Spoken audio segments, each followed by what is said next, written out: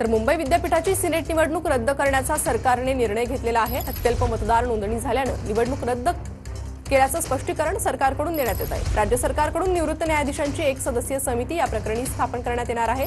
तर सिनेट निवडणूक रद्द केल्याप्रकरणी युवा सेना आज हायकोर्टात जाणार आहे। आदित्य ठाकरेंनी दुपारी 12:30 वाजता मातोश्रीवर युवा सेनेची तातडीची बैठक बोलावलेली आहे।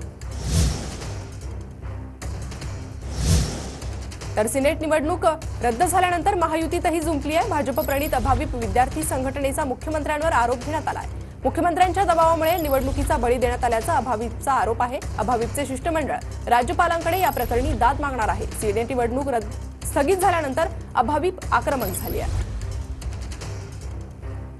फक्त आणि फक्त मुख्यमंत्र्यांच्या राजकीय लोभापायी त्यांनी विद्यापीठावरती दबाव पाडून त्या दबावाला बळी पडून या विद्यापीठाने जे या निवडणुका या स्थगित करण्याचा जो निर्णय घेतला आहे त्यामुळे सर्व पदवीधारकांना हा निर्णय एकदम अपमानकारक आहे आणि एकदम निर्णय हा दुर्दैवी आहे।